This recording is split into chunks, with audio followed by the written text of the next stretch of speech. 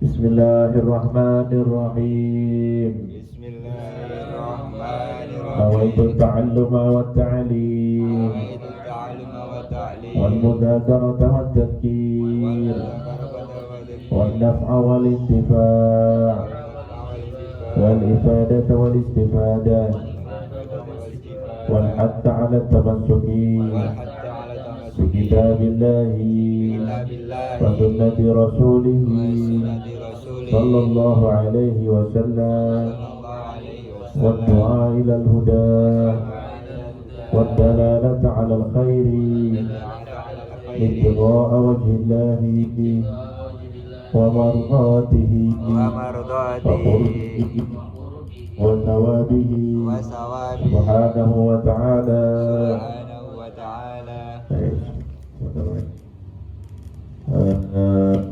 Insyaallah pada kesempatan ini kita akan membuka kembali kajian kitab, atau lebih tepatnya kita bilang nazam tentang adab-adab.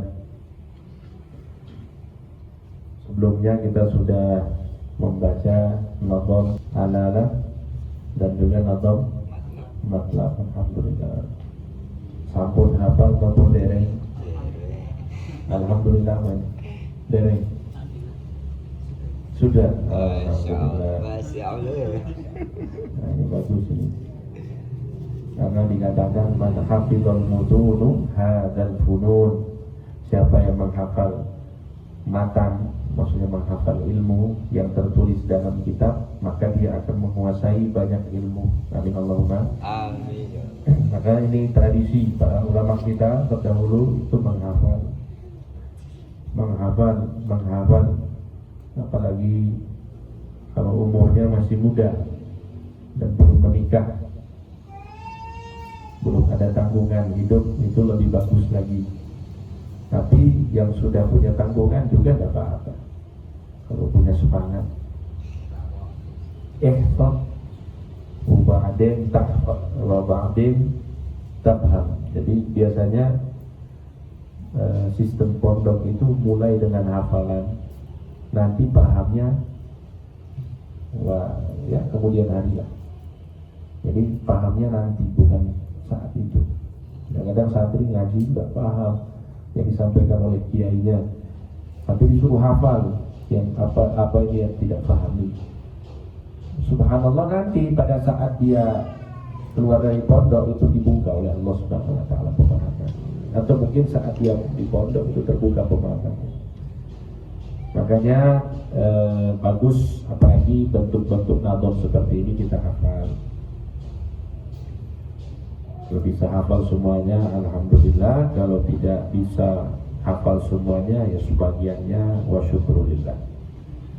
Baik. Nah, sekarang kita akan masuk ke kitab baru, nazam yang baru, yaitu Tanbihul Muta'allim. Tanbihul Muta'allim. Ada di situ? Ini beda, ini bukunya beda. Judulnya Tanbihul Muta'allim. Coba kita lihat di situ. Tanbihul Muta'allim. Ada 34. 34 ada. Nah, coba anak sekarang bingung ini cara bacanya gimana, lagunya seperti apa?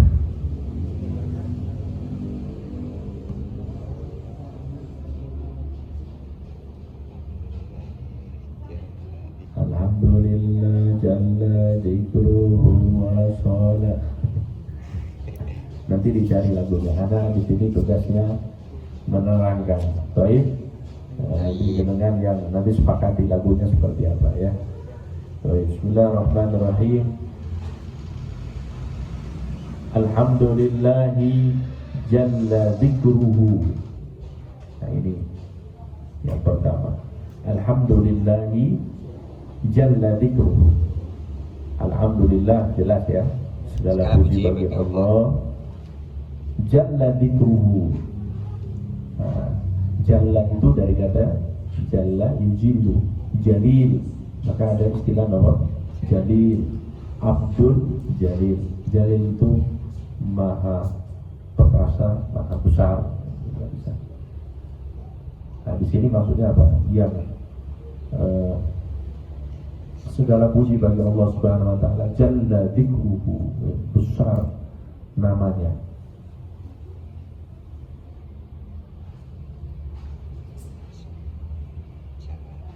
Zikir itu kan penyebutan, maksudnya di sini menyebutkan Allah atau nama Allah Subhanahu wa taala. Biasa kita dengan apa? Azza wa Jalla. Azza wa Jalla. Azza wa Jalla itu Aziz, Jalil. Aziz, Jalil. Aziz. Nah, apa sama? Ini sama, kurang lebih maknanya kalau diartikan bahasa Indonesia seperti itu. Wassalatuhu salamu ala kanzil ula kamula. Dan solawatnya solawatnya Allah, wassalam, dan juga salam, ala kanzil ula, kepada kanz. Kanz itu adalah harta. Jadi bisa diartikan kanz itu adalah harta simpanan atau sesuatu yang bernilai, yang berharga. Kanzil ula, ula yang tinggi.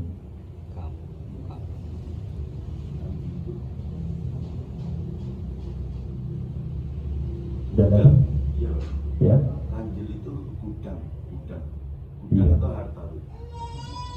Jadi tempat yang dibuat untuk menyimpan harta, bisa juga diartikan sebagai harta itu sendiri. Pokoknya dia suatu yang bernilai. Kanzil ula, yang ula yang tinggi, kamula yang sempurna. Siapa maksudnya itu? Muhammadin, Nabi Muhammad sallallahu alaihi wasallam. Di Kanzil Kunuz, alihi, keluarganya, wa sahbihi, dan sahabat-sahabatnya, an-nujumi. An-nujum, apa nujum? Bintang-bintang. Jadi Nabi Muhammad SAW, para keluarganya dan para sahabat ini diibaratkan seperti bintang-bintang. Kenapa? Memang ada sebuah hadis yang menyebutkan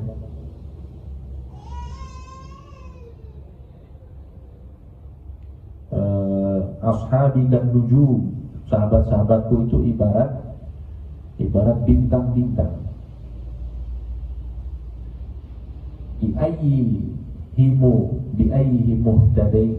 iktadaitum dan ihtadaitum. Dengan siapapun kalian ikuti, maka kalian akan diberikan jalan. Maksudnya akan diberikan hidayah oleh Allah Subhanahu wa taala. Itu memang ada hadis, meskipun hadisnya itu dhaif. Jadi bintang itu kan fungsinya untuk orang-orang dulu sebagai pengarah jalan, baik yang ada di daratan ataupun yang ada di lautan. Tapi ilmunya sekarang sudah tidak ada, karena sekarang kalah sama Google Maps. Nah, kalau Google Maps kan kita tinggal tulis mau kemana, arahnya sudah jelas. Kalau dulu mau jalan itu lihat arah bintangnya, jadi bisa tahu, oh ini kalau kita mau ke Solo nanti harus ke sini, ke sana, sini. Nah, itu lewat bintang. Begitu juga di lautan, sama pakai bintang. Ilmu falak, ilmu perbintangan, astronomi kalau bahasa ininya. Jadi para sahabat itu dan juga para keluarga Nabi Muhammad SAW itu ibarat bintang-bintang yang mengarahkan jalan menuju Allah Subhanahu wa taala. Ada kitabun, kitab ini hawa ada bakal fudola, menghimpun adab-adabmu yang utama. Nah, ini pembahasan pertamanya. Jadi insya Allah jemaah yang ada di sini sudah paham lah itu hamdalah, sholat ada Nabi Muhammad SAW, yang kesemuanya ini memang termasuk rukun di dalam memulai hal-hal yang baik, apalagi menulis kitab. Mau ngaji itu basmalah, hamdalah, sholawat kepada Rasulullah SAW, kepada keluarga, kepada sahabat, itu semuanya penting. Nah, kemudian menjelaskan isi kitab. Jadi di dalam kitab ini apa yang dibahas ya? Adab bagi seorang santri. Dikatakan al-adabu qabla al-huduri. Nah, adab sebelum hadir. Hadir kemana maksudnya ini? Majlis. Kita mau ke majlis ilmu nih, mau persiapan apa yang harus kita persiapkan. Nah, di sini dijelaskan. Litalibil ilmi yanbaghi idza hadara majlisa ilmin tatahhurun kama fa'ala. Bagi seorang santri, seyogianya apabila dia menghadiri majelis ilmu, hal yang pertama dia lakukan adalah bersuci. Kalau dia junub, mandi. Kalau dia hadas, wudu, seperti itu. Kalau dia haid, nah ini ya beda lagi nih. Karena haid itu tidak bisa suci sewaktu-waktu ya. Kalau haid itu kan ada batasan waktu. Terus bagaimana kalau misalnya ada wanita haid hadir majelis, boleh tidak? Kalau tidak boleh, majelis nanti ya, sepi ya. Karena ya tidak banyak, tidak sedikit yang hadir majelis itu wanita-wanita haid. Tapi kalau majelisnya di masjid, nah itu tidak boleh. Karena ada hukum masjid tersendiri untuk wanita yang haid. Baik, jadi yang pertama apa? Bersuci. Kemudian lubsa thiyabin nadhifatin wa qad tahurat. Yang kedua, menggunakan pakaian yang bersih, yang suci. Jadi kategori pakaian yang bagus itu dua, yang bersih dan yang suci. Ada pakaian yang suci tapi tidak bersih. Contoh, pakaian yang sudah dipakai 2 minggu tidak diganti-ganti. Itu biasanya sudah banyak kerak-kerak di sini, nanti ada bekas-bekasnya. Iya kan? Terus baunya mungkin sudah kurang enak biasanya. Nah, kita bisa ukur masing-masing lah, ini bajunya layak tidak untuk saya pakai di majelis. Jadi bajunya itu bersih dan suci. Ada baju yang bersih tapi tidak suci, kena najis tapi tidak dibersihkan. Atau cara membersihkannya tidak benar, misalnya najis, misalnya sarungnya apa, kena najis. Apa yang dia lakukan? Dia ambil ember, terus air yang ada di ember ini yang jumlahnya sedikit dimasukkan sarung. Apa yang terjadi? Ternyata airnya berubah jadi najis. Meskipun bersih kelihatannya kan, tapi statusnya apa? Najis. Makanya harus jelas ini, termasuk cara membersihkan mencuci baju di mana? Mesin cuci, itu juga harus sesuai dengan bikinnya. Ya. Iya, jumlah airnya, tapi ya kalau jumlah air mesin cuci pasti sedikit ukurannya. Makanya yang benar seperti apa? Ya ditaruh dulu kainnya, terus di air. Jangan air dulu baru kain. Ya paham ya? Ini insya Allah nih masalah yang kelihatannya remeh tapi penting. Jadi kalau misalnya ini, jadi pakaian kita ini kan ada namanya najis, itu ada namanya najis aini ya, najis yang masih tampak najisnya. Ada namanya najis hukmi ya. Najis aini ini ya seperti ya kotoran-kotoran ataupun air kencing misalnya, itu wujudnya najisnya itu kalau masih ada namanya najis aini ya, masih berwujud. Tapi kalau sudah hilang wujud najisnya, hilangnya bukan dengan air, misalnya yang hilangnya ya di apa namanya, digosok, diusap-usap gitu misalnya, atau misalnya kena terus disentil misalnya. Itu kan sudah tidak ada itu. Atau mungkin kena matahari atau kering, itu kan berubah statusnya dari najis ainiyah menjadi najis hukmiyah. Kalau dia masih najis ainiyah, jangan sekali-kali kita itu meletakkannya di mesin cuci. Paham ya? Contoh, ada sarung kita kena air kencing, misalnya ngompol anak ya, yang penting bukan kita yang ngompol ya. Kalau kita yang ngompol repot nanti. Anaknya ngompol, sebelum dimasukkan ke mesin cuci, usahakan air kencingnya anak ini disiram dulu. Paham ya? Disiram dulu. Karena kalau misalnya kita langsung semuanya masuk mesin cuci, itu takutnya air kencing yang ada di pakaiannya anak ini masih ada airnya, masih ada wujudnya. Kalau masih ada wujudnya terus ditaruh air, maka semua airnya jadi najis. Paham ya? Jadi gimana caranya yang benar? Itu najisnya itu yang dari airnya dihukmiakan dulu lah istilahnya. Jadi disiram dulu di luar, kita lihat ya, kita perhatikan, oh ini sudah tidak ada air najisnya, tinggal kita masukkan. Setelah kita masukkan baru kita taruh air, itu lebih aman, insyaallah ya. Kalau najis hukmiyah itu kalau airnya yang datang, maka insyaallah pakaiannya suci. Tapi kalau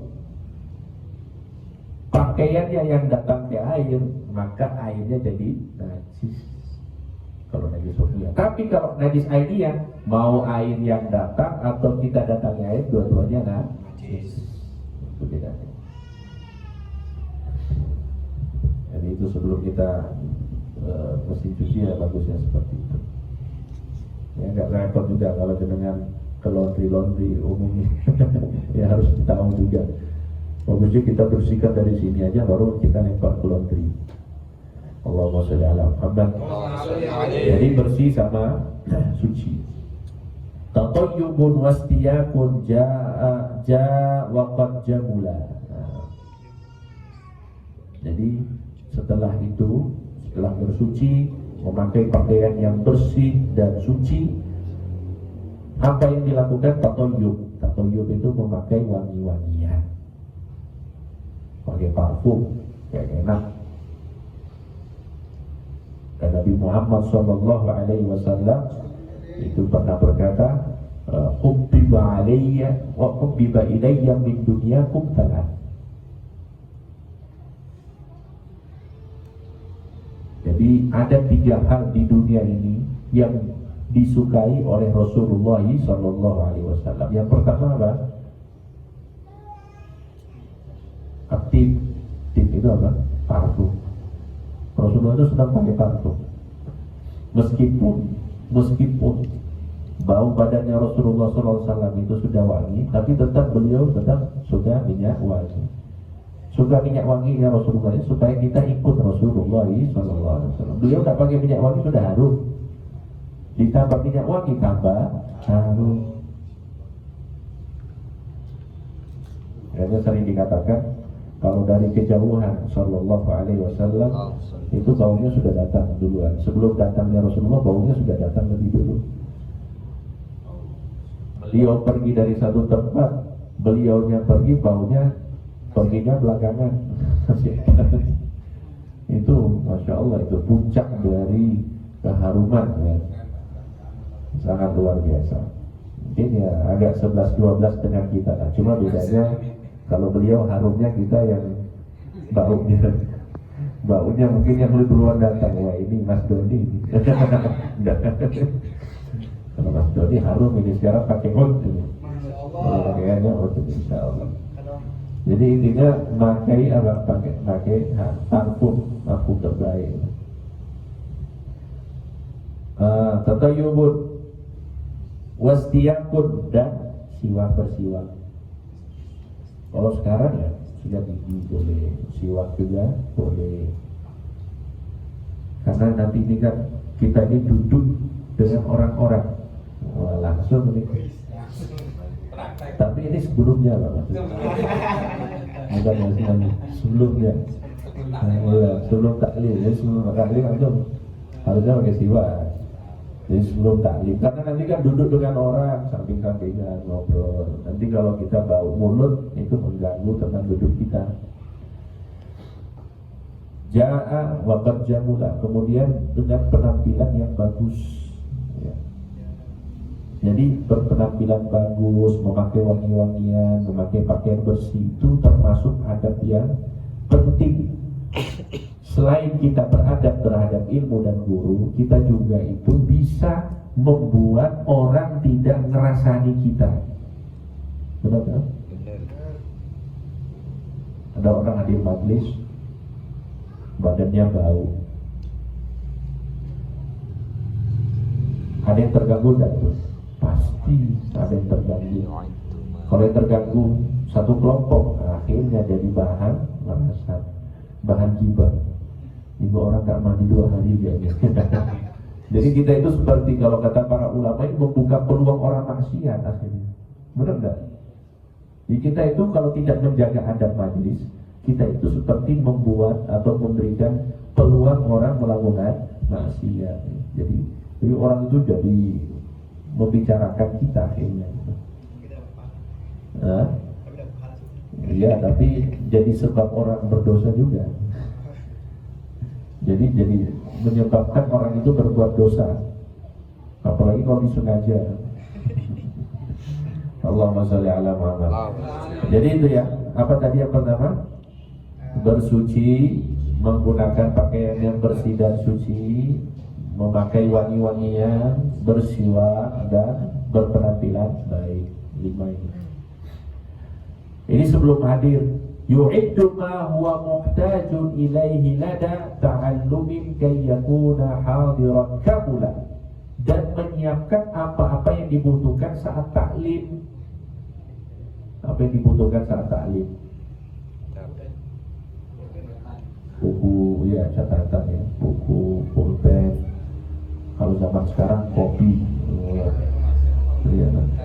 Bawa kopi supaya tak ngantuk, iya. Kalau bagus bawa rokok juga gitu. Iya. Majelisnya beda. Ya intinya hal-hal yang dibutuhkan saat majelis. Intinya supaya kita itu fokus, supaya kita bisa banyak mencatat ilmu-ilmu, ya kita siapkan semua itu. Kalau misalnya gini, kita tidak bisa mencatat, tapi kita punya sarana yang lain seperti HP, dia direkam. Tidak masalah, rekam suaranya. Atau misalnya di YouTube, ya kan. Sekarang lebih enak ini, tinggal like, subscribe, komen, enak ini. Cuma ya biasanya kita malas biasanya. Buka YouTube itu malas.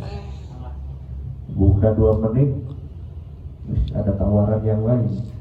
Buka akhirnya yang lain.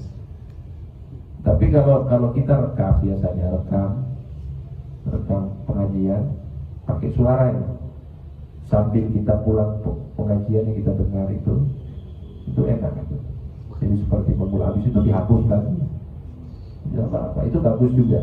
Kalau yang malas menulis ya, jadi caranya itu dengan merekam. Tapi kalau misalnya dengan rekam, habis itu dibiarkan, besok mau dengar itu jadi malas, jadi pas. Kalau saya sarankan berdasarkan pengalaman saya juga. Jadi kalau di pengajian itu kita rekam. Biasanya saya dulu rekam pakai HP suaranya. Karena kalau pakai kamera kan ininya muatannya besar ya, memorinya banyak. Pakai suara.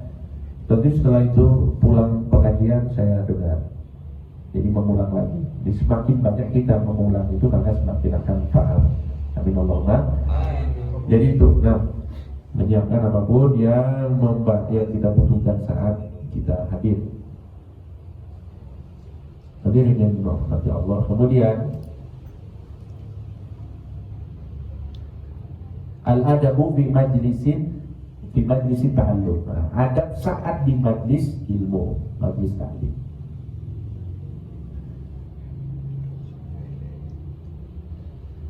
wal yajlisan fi waqarin haibatin di makanin barizin laikin ya'tadu qad qabila. Nah ini maksudnya apa ini? Duduk dengan cara yang dengan keadaan yang berwibawa. Jadi duduknya itu duduk yang berwibawa, duduk yang penuh dengan karismatik, di makanin barizin, di tempat yang jelas. Di tempat yang apa? Iya, jadi ini sudah cukup jelas ya, maksudnya ya duduk yang berwibawa itu seperti apa? Ya duduk yang berwibawa biasanya diajarkan itu mutarabbi silo, duduk silo, atau duduk ik'a namanya, duduk apa? Ik'a, bisa dipraktekkan? Iya gitu, biasanya gitu. Wah, ngawur nih langsung. Karena nggak berumah beratkan kaki. Jadi Ya intinya tidak bisa disembunyikan. iya, jadi kalau kita bahas istilahnya cara duduk itu kan yang macam-macam. Kalau itu nanti kembali ke ini lagi ke ya bukan person. Kalau saya lebih ke kearifan masing-masing, kearifan lokal. Jadi kalau misalnya itu dianggap pantas, ya kita seperti itu. Kalau kita lihat itu kurang pantas, ya jangan seperti itu. Ya kalau dianggap pantas di satu tempat, ya sudah masalah. Tidak pantas dong, ya sudah. Pokoknya inilah norma-norma kepatutan yang kita jalankan itu. Kalau tempat dan Iya, lebih ke kearifan lokal. Jadi kalau misalnya tempatnya itu ya jubel-jubelnya sini kan belum jubel-jubel nanti buat. ya atau misalnya apa ya karena ada sesuatu dan lain hal kelamaan akhirnya ibu-ibunya selonjoran ya kan, kalau enggak nanti asam urat ya, itu juga kan harus diperhatikan. Coba ini istilahnya kalau kita ingin melaksanakan adat-adat ini, maka duduknya itu penuh dengan kewibawaan di tempat yang jelas, jangan tempat yang remang-remang. Mengaji kok remang-remang, mengajinya tempat yang jelas, laik, yang layak, di tempat yang layak, yang jelas. Ya'tadu qad qabila, yang biasa dan diterima. Yaftahu yakhtimu majlisan bihamdalatina, membuka dan menutup majlis dengan alhamdulillahi rabbil alamin. Nah, majlis itu jangan heran kok ada pengajian alhamdulillah pakai hamdalah. Tsumma salatun nabiyyi, kemudian salawat kepada Nabi Muhammad sallallahu alaihi wasallam. Jadi pembukaan dan penutupan itu diawali dengan hamdalah dan salawat kepada Nabi Muhammad sallallahu alaihi wasallam. Ini dua serangkai yang tidak bisa dipisahkan. Paham ya ini? Karena gini, kita dalam keyakinan kita, doa itu tidak akan diijabah oleh Allah kecuali dimulai dengan hamdalah dan sholawat dan ditutup dengan hamdalah dan sholawat. Jadi kalau kita pengajian dimulai dengan hamdalah sholawat, ditutup dengan hamdalah sholawat, doa yang diantara pengajian itu diijabah oleh Allah Subhanahu Wa Taala. Itu rahasianya. Paham ya? Sama juga di dalam khutbahnya bahasa kita ini kan, ini insya Allah orang Aswaja semuanya ya. Kalau kan beda, katanya khutbahnya NU sama Muhammadiyah kan beda. Kalau khutbahnya NU itu sholawat, ya, alhamdulillah, sholawat, salam, ada kan? Kalau khutbahnya Muhammadiyah tidak pakai sholawat, benar enggak? Enggak, berarti yang tidur pasti dia lagi. Pernah sholat di Masjid Muhammadiyah enggak? Masjid Muhammadiyah di mana aja? Pernah sholat di Oh, banyak. Iya. Nah, mereka kalau khutbah itu, innal hamdalillah nahmaduhu wa nasta'inuhu wa nastaghfiruh wa na'udzu billah. Memang khutbahnya Nabi. Kemudian habis itu asyhadu an la ilaha illallah wa asyhadu anna muhammadar rasulullah sallallahu alaihi wasallam. Terus apa istilahnya? Gimana? Khairul kalam kalamullah wa khairul hadi hadi Muhammad sallallahu alaihi wasallam wa syarrul umuri muhdatsatuha wa kullu muhdatsatin bid'ah wa kullu bid'atin dhalalah wa kullu dhalalatin finnar. Biasanya. Nah, benar itu khutbahnya Nabi. Memang itu khutbahnya Nabi. Nabi kalau khutbah seperti itu. Seperti kalau pembukaan rohani. Iya, rohas seperti itu, semuanya gitu. Memang pembukaan khutbahnya Nabi pakai kullu bid'atin dhalalah wa kullu dhalalatin finnar. Cuma masalahnya sekarang Buat dalil sudah jadi identitas. Makanya kalau ada Ustadz NU pakai kullu bid'atin dhalalah, wah ini ke-NU-annya harus diragukan ini, karena sudah memakai identitas Muhammadiyah. Iya, padahal enggak, itu punyanya Nabi. Sama. Mereka kalau khutbah tidak pakai sholawat, kita pakai sholawat. Memang ada riwayat yang menerangkan bahwa Nabi itu kalau khutbah tidak pakai sholawat. Tapi menurut kita tetap pakai sholawat karena menurut ulama-ulama antara hamdalah dan sholawat ini adalah dua serangkai yang tidak bisa dipisahkan. Paham ya maksudnya ya? Jadi dalilnya itu kalau antum buka kitab-kitab fikih mazhab Syafi'i, dalil sholawat khutbah ya khutbah, dalil sholawat di dalam khutbah itu apa? Qiyas. Tidak ada dalilnya dari Nabi Muhammad sallallahu alaihi wasallam. Tapi pertanyaannya, qiyas itu berarti bid'ah dong? Kan tidak pernah dipakai oleh Nabi. Tidak, qiyas itu kan metode untuk menyimpulkan hukum. Mungkin saja yang terekam, yang terdokumentasi di zaman Nabi Muhammad SAW hanya model khutbah seperti itu. Mungkin di dalam khutbah yang lain Rasulullah pakai hamdalah dan sholawat kepada Rasulullah SAW. Banyak kemungkinan, benar-benar. Makanya kalau menurut kita Ahlussunnah wal Jamaah, hamdalah sama sholawat itu dua serangkai, pembukaan penutupan gitu. Insyaallah paham ya. Tapi kalau antum hadir majelis Muhammadiyah, masjidnya mereka tidak pakai sholawat itu pembukaan. Kalau menurut kita mazhab Syafi'i udah sah khutbahnya, masa khutbah tidak pakai sholawat? Iya tak? Iya. Tapi dalil mereka kuat. Memang Nabi tidak membaca sholawat di banyak riwayat hadis. Dan menurut kita itu menurut qiyas. Karena di banyak kesempatan Rasulullah SAW kalau pakai hamdalah pasti pakai sholawat. Itulah maksudnya.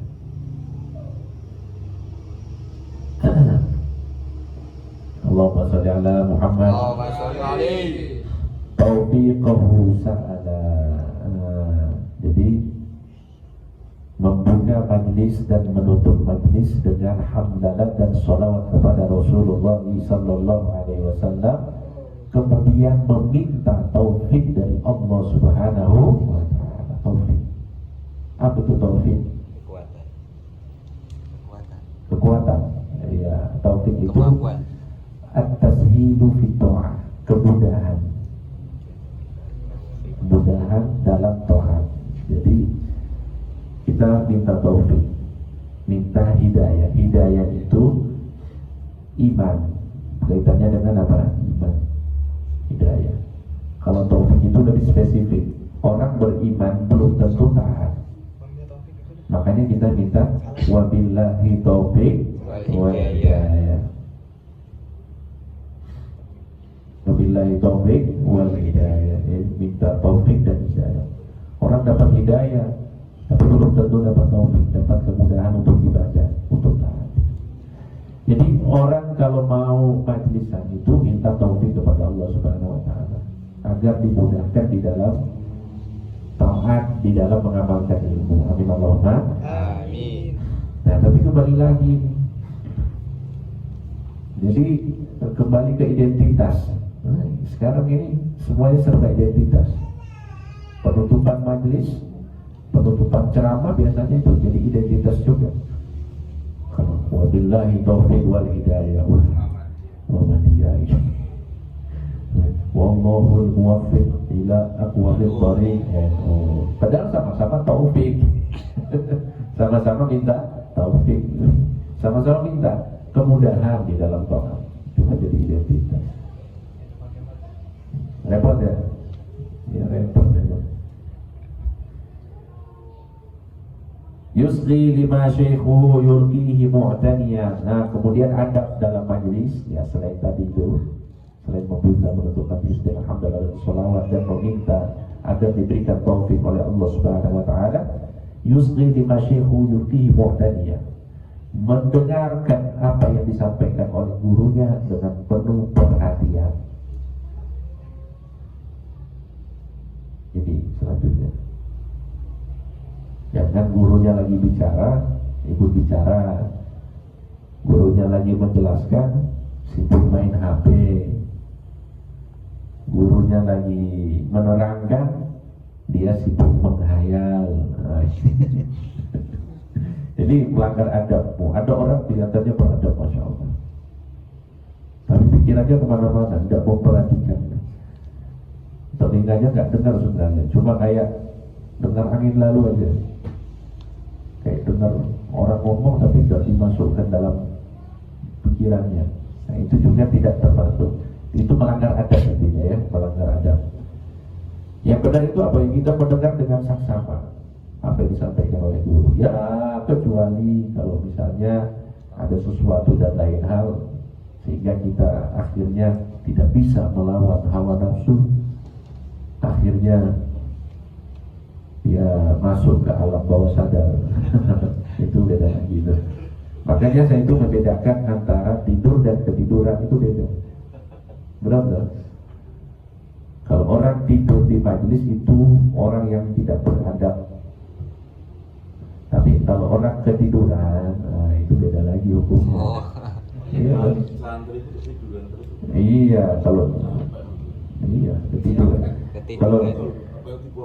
Kalau ketiduran beda lagi. Tapi kalau tidur, jadi memang niatnya ini nawaitu ta'alluma. Saya niat belajar untuk tidur. Oh, ini dosa ini.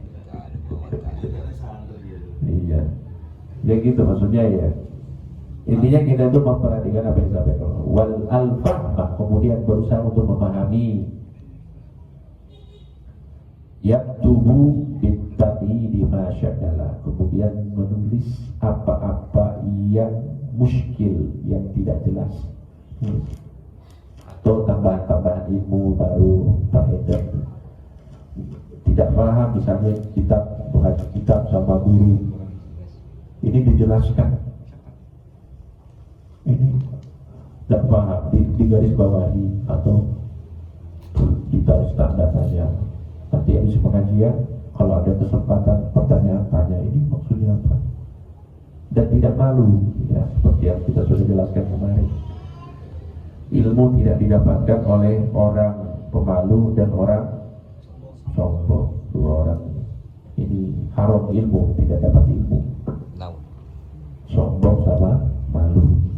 Jadi tidak tahu malu harusnya. Dalam belajar itu jangan malu-malu dan tawadu. Insya Allah akan dapat banyak ilmu.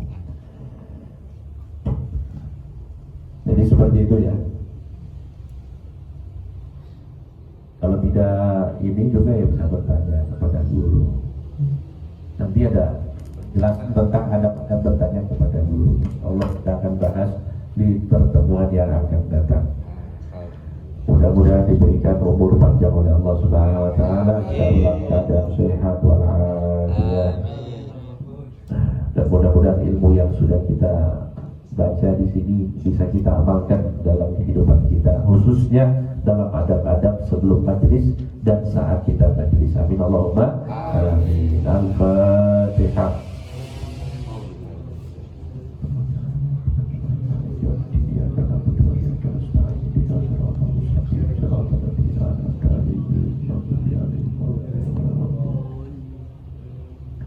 Ya Rabbana i'tarafna bi'annana iqtarafna asrafna ala ladha ashrafna fatub alayna tawba tafsil li kulli hawba wastur lana al-awrati wa amil al-rawati waghfir li walidina rabbi wa mauludina والآل والإخوان وسائر الخلان وكل ذي محبة أو جيرة أو صحبة والمسلمين أجمعين ربي اسمه فضلا وجودا منا لا بانتساب منا بالمصطفى الرسول نعطى بكل سول صلى وسلم ربي عليه عبد الحق وآله وصحبه عداد فرش الصحب والحمد لله في البدء والثناء تقبل الله منا ومنكم تقبل يا كريم سبحانك اللهم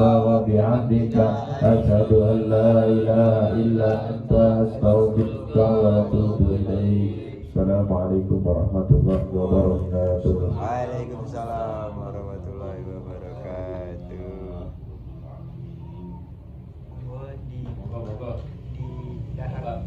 Di Daharian Bismillah. Monggo Mas Taat. ya Ini tebak ini. Limited edition. Monggo.